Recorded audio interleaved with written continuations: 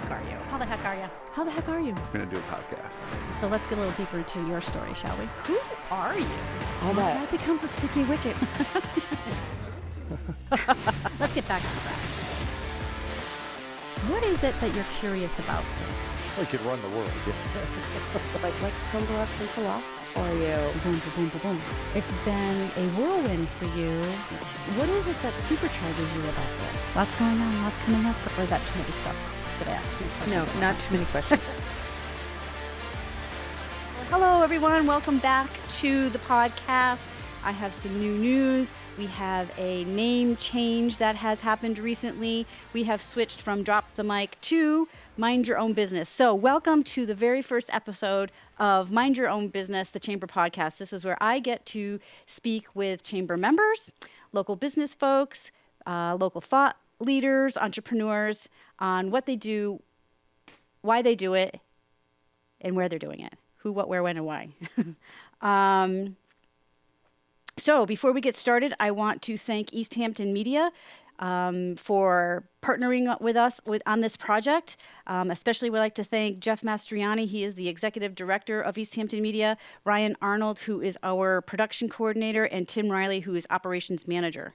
And we are in Easthampton Media Studios, and it's super awesome, and I always love being here.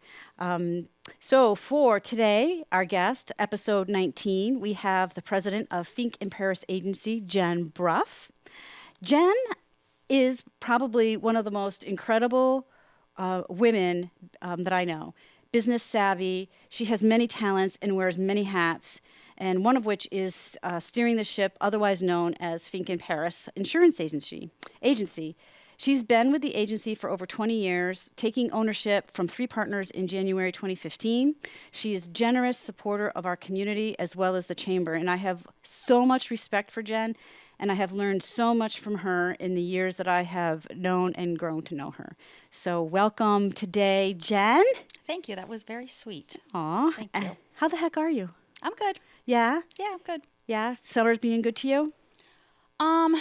Yeah, I'm not a fan of summer. It's just a crazy time of year at work. So, it's just I'm not a fan of summer. So I'm not.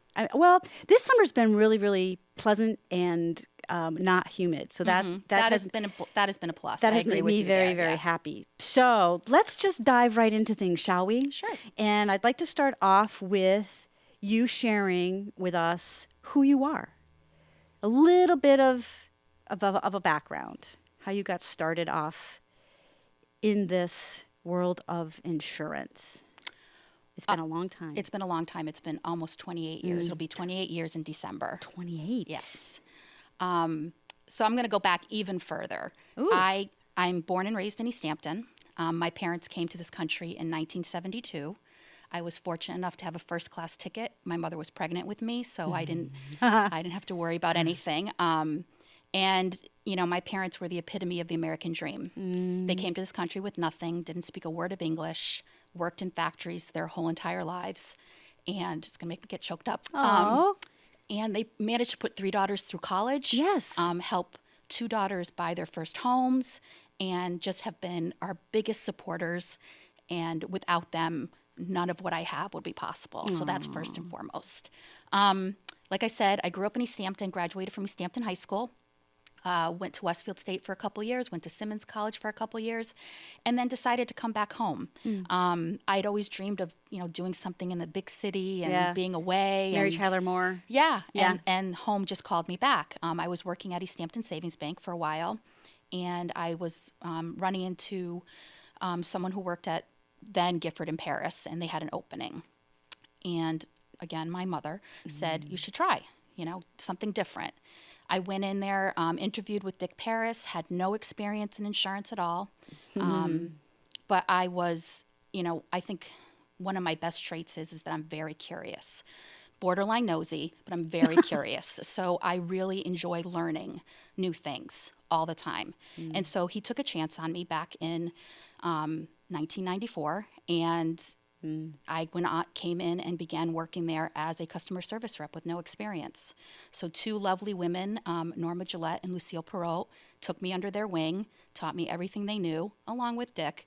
And after a few years, I wanted more responsibility. The bookkeeper left. I raised my hand and said, I can do bookkeeping. How hard is it? It's checks and balances. It's not that hard. Again, Dick took a chance on me and said, okay, try it. Oh, wow. I took that on, and then I slowly became more responsible for more things in the office, became office manager. And then in 2004, I had the opportunity to become a partner. So in 2004, I became a partner. And in 2015, I had the opportunity to buy the agency from my other 3 partners, which I did. So That's amazing. just kind of a progression. Right, right. So, you have been in the business well over 20 years, 28 years.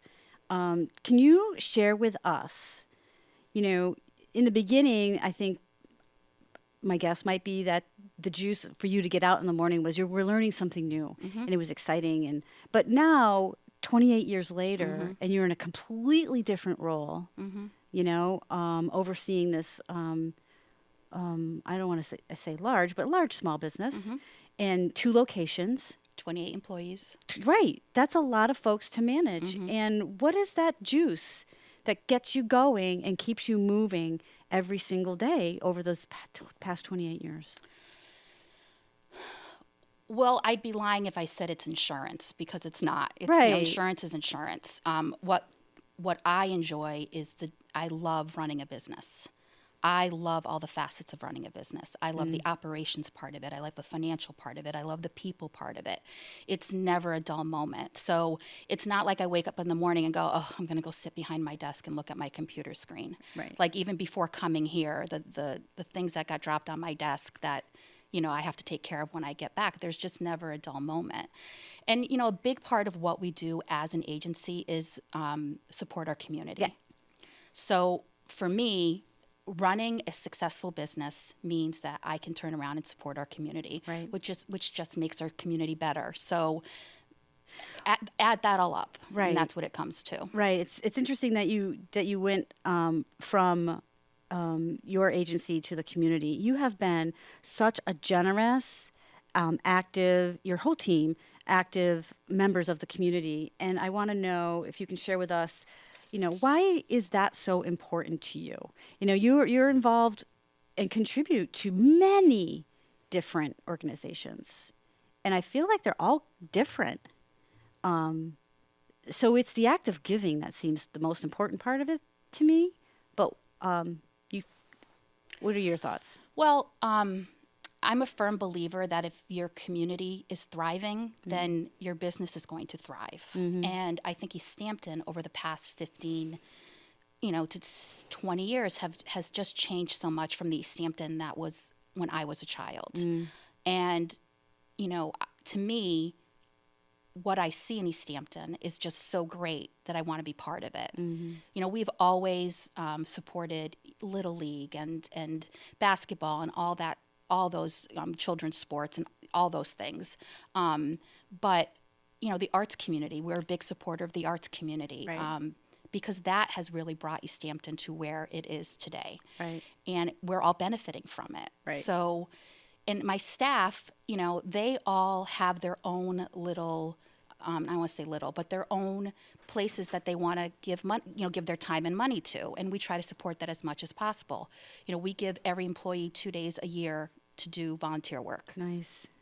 Because it's important to them right. to give back to the community. And they realize it's important to me to have them give back right. to the community. And that's just the premise of it all. Like, I want Easthampton, Northampton, I want all of us to do well. So whatever we can do to support that. Right. And in addition to, our local nonprofits and the artisan community, you've also been a very, very strong, generous supporter to the chamber. Yes. And to the chamber's women's conference from the very beginning. You've always been there and been there not only in your generous sponsorships, but also your support being with us. Right. So that's always appreciated, and I thank you for that. In the world of big box, again, you seem to focus on the local. And I think in Paris is still a locally owned Correct. business. Can you speak to to that, and how and why that sets you apart from so many? That's a good question. Being locally owned is becoming more and more important, I think, in this day and age. A lot of my competitors are making decisions to either merge or be purchased by a larger company. That's great for them. I understand why they're doing it, but at some point you lose some of that local control. And at some point, when that control that you're losing is, what are you giving back to the community? Right. You can't make a decision to make a donation to Cooley Dickinson Hospital without it going through several layers of ask. And I wonder, might it also contribute or inhibit your ability to respond quickly? Right. To perhaps your customers or the community? You know, how is that? That's got to be important also. Right. I mean, we're available 24/7. You know that. You know, we're a phone call or a text away. Right. Do you have that same buy-in when you're not responsible to the community that you live in anymore? You're responsible to a shareholder. I don't know. I'm just saying that's who we are, and that's how we choose to run our business. It's just who we are. Mm-hmm. And, you know, the big box competitors, they have a place in our industry because there's a certain type of consumer that's going to want to deal with them. Frankly, myself, when I get home at night, I don't pick up the phone. I don't want to talk to anybody. I do things online. So I understand why there's a benefit to having them in the sphere of my business. But at the same time, what we try to do is stand out by saying we're here, 5 days a week. We're available by phone. We're always around. Right. And so I try to differentiate us that way in hopes that there is a certain segment of the population that's who they want to deal with. They don't want to go online and just do everything themselves. Well, and I think it also speaks to some of the services that you offer, such as going to the RMV for your customers. I mean, that's a royal pain. Yes, and it can be. We have a system in place with them, but still, it's that we still have people come in and drop off payments. Right. We still have people come in to report their claims, and we walk them through that. Right. You know, those are things. You know, we have the contractor that comes in, saying, I need a certificate of insurance, and we can hand it to him instead of it going to a mailbox that it sits in until somebody gets to it. Right. So it's just that person-to-person contact. It's that relationship that we try to build with our clients. And, some people don't need that, and some people really want that. Right. And it also, like many times when I find myself online, I'm like, okay, this is going to be more convenient, but then it becomes more stressful because I'm like, oh my gosh, did I answer that question correctly? Did I check the right box? There's so many choices. Yeah, I know. There's just so many choices. You don't know if you ever made the right choice when you're shopping online. Right. Because you won't know until you know. Right. So I also feel like you have a strong business-to-business connection. Mm-hmm. What does that mean? What does that mean, business to business, for you, your connection to businesses? I guess what I'm interpreting that as is we try to work with the same businesses that do business with us. We try to support local businesses. We try to, when we say support, if it means, going out to eat at a local restaurant, we stay in Easthampton. Right. You know that about us. We never leave Easthampton. Right. So I guess, that is really our connection to the local businesses. We just try to support them as much as possible. You know what I find in my observation, my last 8 years being here in Easthampton, is that in general, other business owners, such as yourself, who understand that rising tides philosophy, are really very interested in having those businesses succeed. Correct. They really go out of their way, you go out of your way to either mentor in some way, lead by example in some way, or just be there for another business person. Right. Yeah. So that's my observation anyway. Yeah, and even if they're not clients, even if they're not Right. clients, we try to support them. Um, Asking a question or directing people to them. If it's the right fit and that's where somebody should go, then that's where somebody should go, and that's where we'll direct them to. Right. Right. So, So, in what area do you, within your industry and within your field, do you consider yourself to be an expert? well, that's a hard question to answer because being an expert at anything is puts a lot of connotation and pressure on you. Right. I think I'm really good at solving problems. So I'm not being very specific to my industry. Right. Saying a But that's okay. homeowner's or an auto policy. I just think I'm very good at solving problems. So if somebody comes to our agency or an employee comes to me with a specific situation with a client, I'm just really good at finding an answer and solving the problem. That's something that I think anybody will say I'm really good at. And figuring things out for people and making sure that everybody ends up being relatively happy at the end of the situation.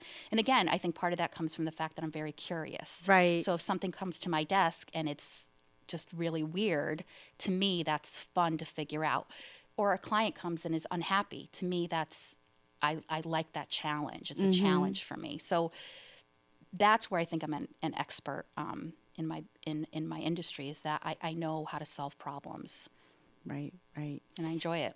And I appreciate how, in answering the questions, a lot of times you say, well, it's really not about insurance, and I really relate to that because my job really is not, I feel like my position is so much larger than, how do I even say this? I'm just gonna say the chamber, right? It's really about, like you're saying, what are our strengths, right? Which we've talked about many, many times. And if I feel like your whole team, that's what kind of also sets you apart, is that, you're helping these folks solve their problems as opposed to giving them a policy. Right. Yeah. And I have people, we have people that work at our company that are very specifically geared towards a certain type of policy. I have a great department that handles people who need business insurance. The women that work in that department and the men that work in that department have been doing this a very long time. Right. I have someone who is an expert at boats, and Right. everybody goes to him for boat insurance. I have people who are really good at the registry, and like when I have a question about what's going to happen with this, I go to them within my company and say, what are we going to do with this? Right. I think one of my strengths is I put all those people together under one roof. Right. And they now work for me so that I have all that talent available to our clients. Right. What's something that you wish people knew about your expertise? Like, do you think that they don't know already? Well, I have a tendency to stay in the background. And I know that's something I have to work on. I allow other people to shine, and I allow other people to be up front. But that's part of what a leader does, though. I understand, but what I think happens is that I become a little bit invisible. I see. And so people don't know that I exist. Who is Jen Prof? Who is Jen Bross? Right. Has anybody seen her? Right. And they fail to realize that I've been doing this for 28 years. I can't believe it myself. And I know what I'm doing. Right. And I think people take that for granted because I'm not that person out there tooting my own horn or showing up and here I am. I know. It's just not who I am as a person, and so I think people assume that because I'm not a Fink or a Paris, then who am I? Right.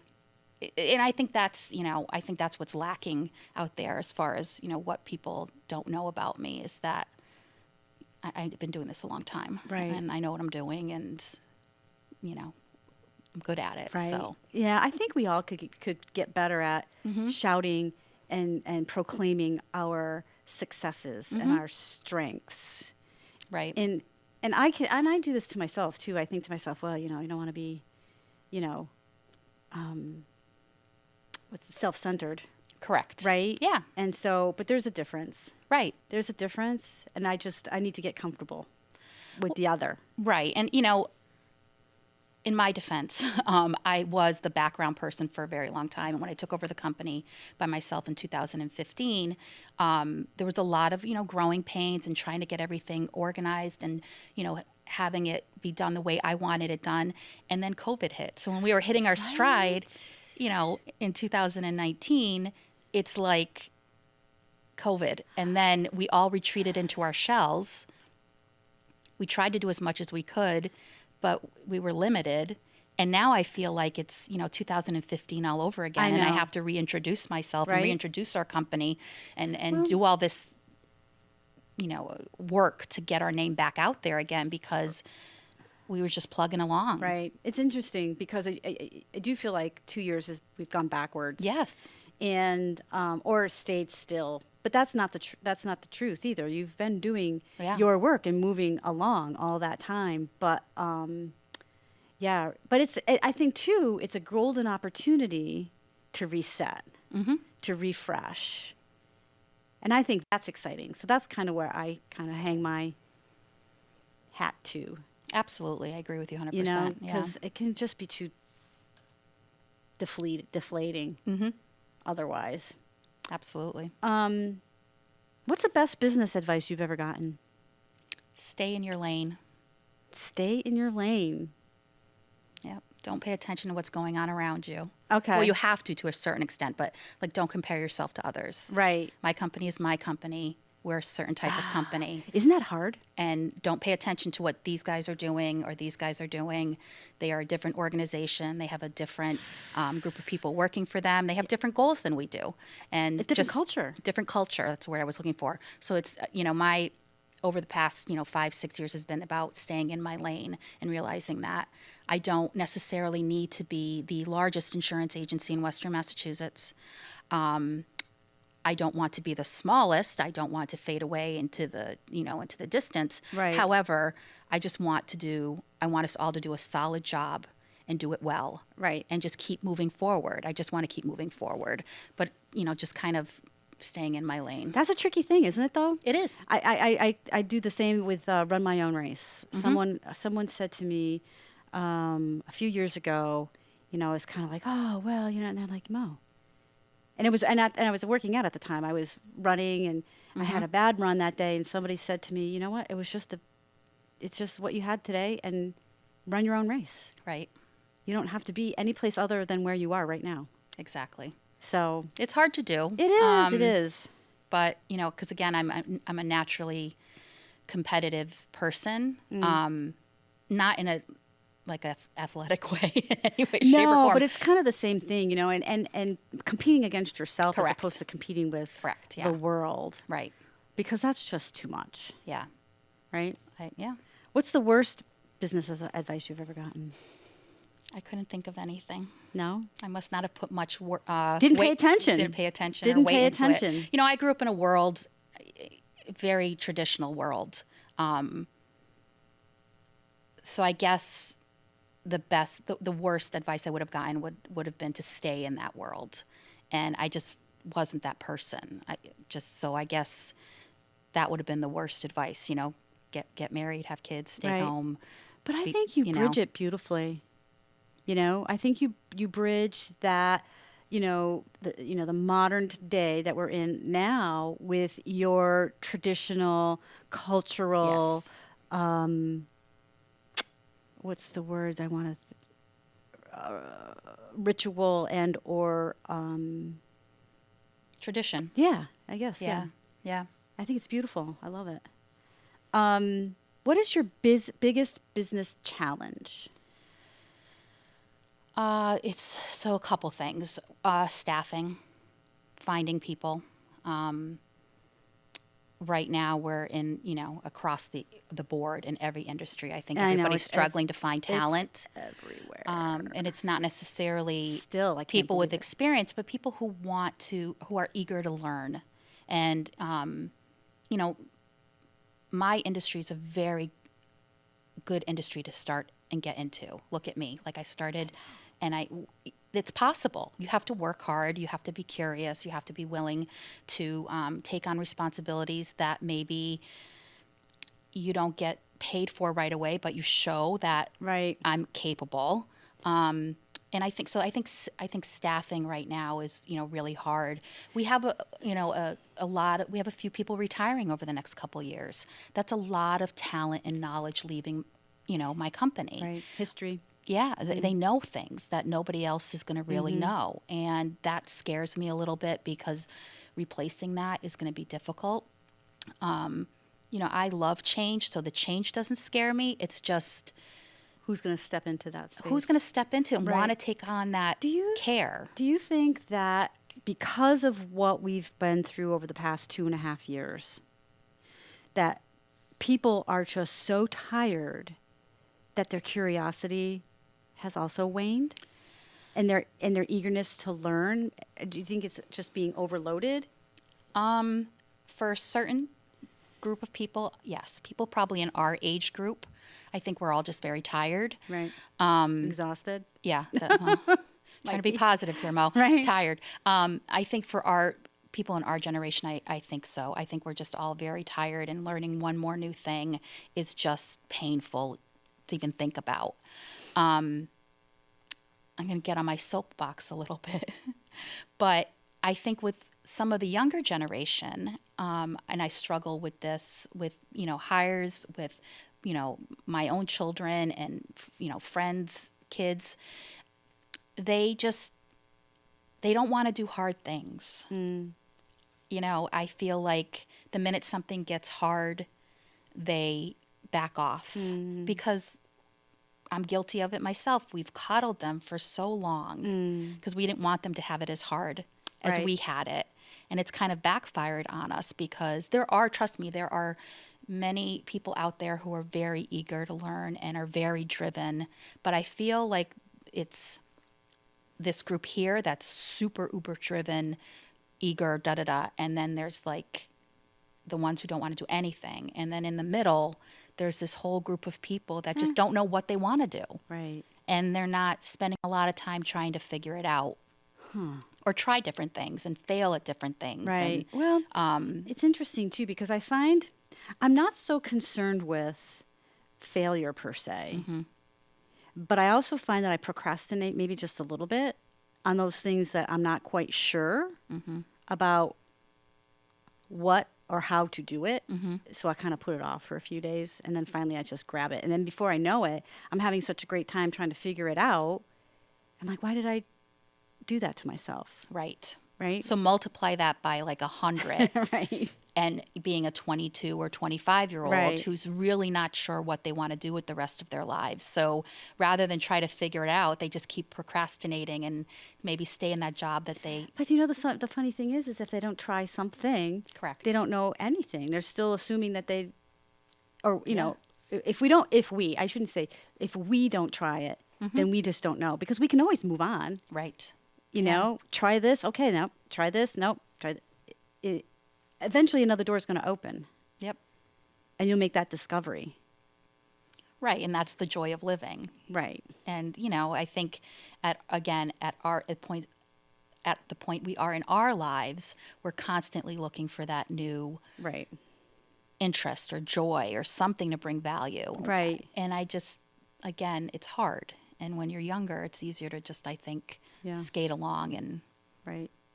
like I said, I'm on my soapbox. All right. So, since 2020, that fateful year, what trend within your industry has been accelerated because of 2020? Technology.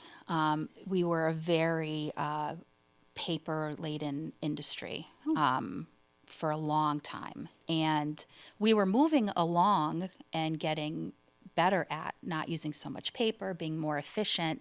But when, the writing was on the wall that everybody was going to have to go home, we had to adapt very, very quickly. And the benefit of that was that we're still doing those things that we did when people were working from home.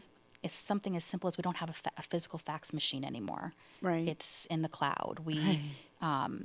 You know, we e-signatures. Again, Right. we had adopted it a little bit, but the cost was that only 4 or 5 people in the whole company had the program. We were able to find something that everybody now has e-signature available at their desktop. Everybody has the fax available at their desktop. So do you still have staff that are working remotely? no, Everybody's no. full back on. Everybody wanted to come back, to Nice. be honest. They were tired of being home and alone. You know, there's always a few that would have preferred to stay at home. And I just felt that as a company and as a culture, we needed to be together, to learn from each other, to bounce off ideas off each other.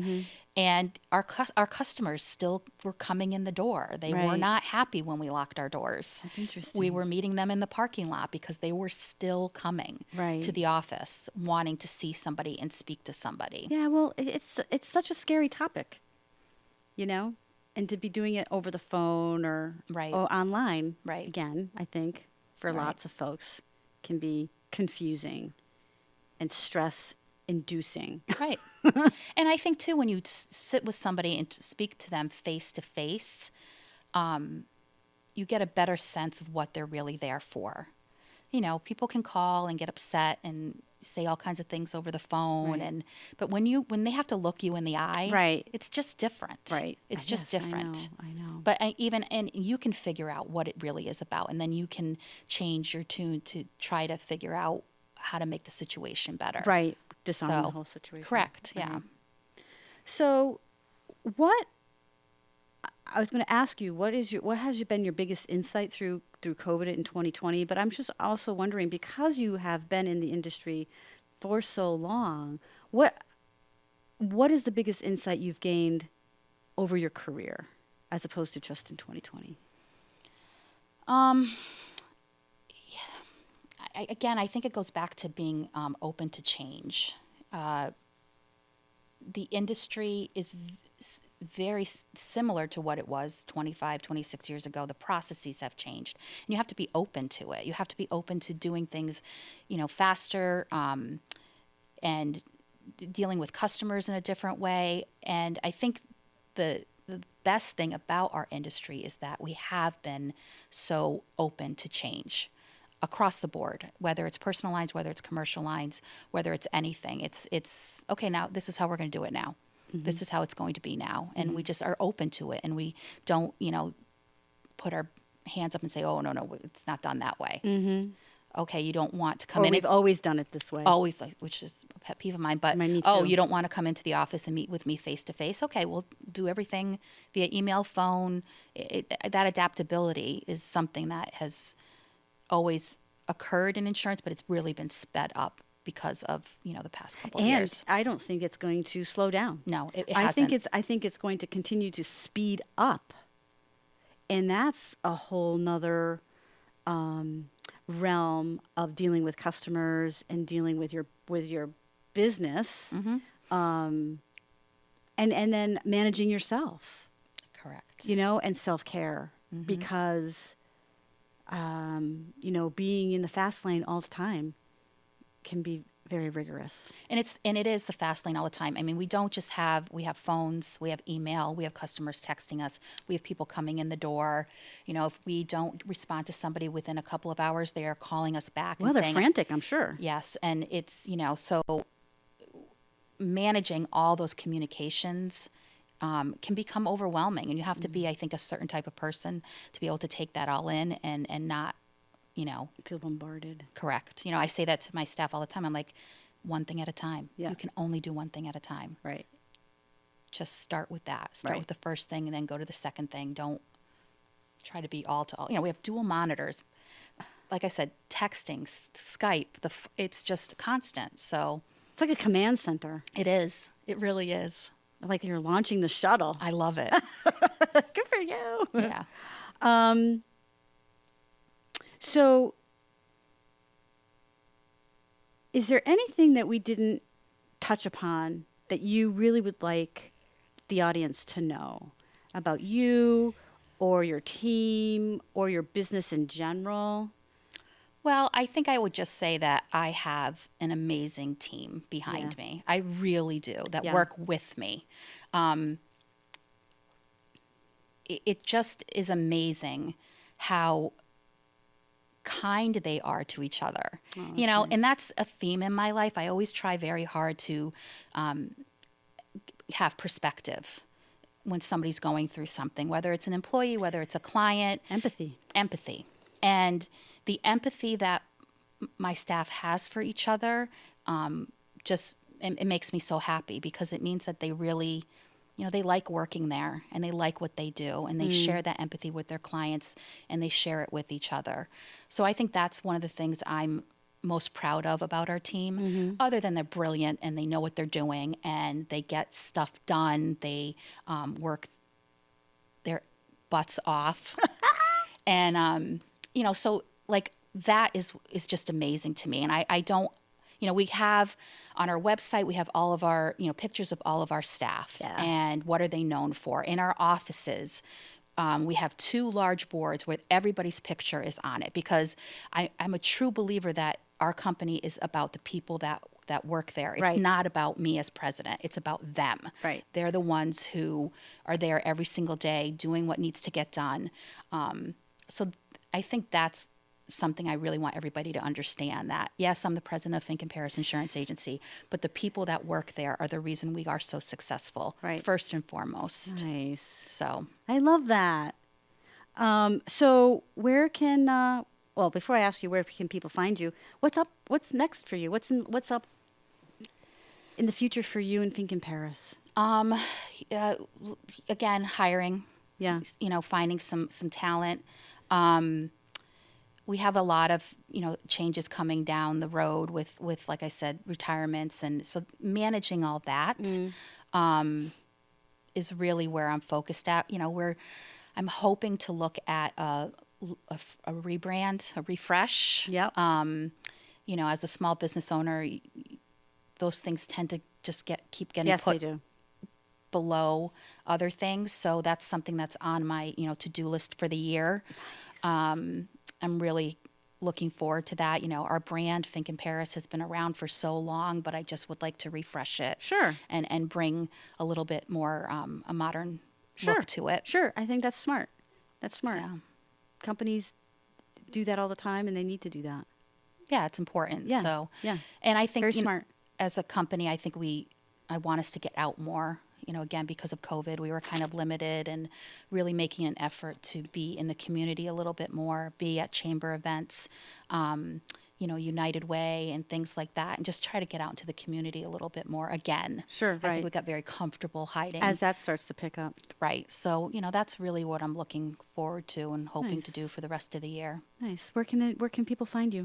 Well, we are at 6 Campus Lane in Easthampton. Yeah. And we are at 63 Main Street in Florence. Nice. Our website is insuringyourway.com. Nice. So you can go on there and find a lot of information about our company and how to contact us. But we happily accept people coming in and saying hello in person. Nice. So, yay. And Facebook and Instagram. Instagram, all LinkedIn. That stuff. Yes, all that stuff. We're there also. So we try to, you know, keep our social media presence up as much as possible. Nice, nice. So thank you, Jen. Oh, thank you. For coming over and spending time with me. It was a delight. Thank you. As always. And if you'd like to have more information about the Easthampton Chamber of Commerce, you can find us at easthamptonchamber.org. If you'd like to have more information about Easthampton Media, you can find them at easthamptonmedia.org. And you can listen to past versions of Drop the Mic and or newer versions of Mind Your Own Business. Anywhere that you pick up your podcasts, you can listen, you can watch. We're on YouTube.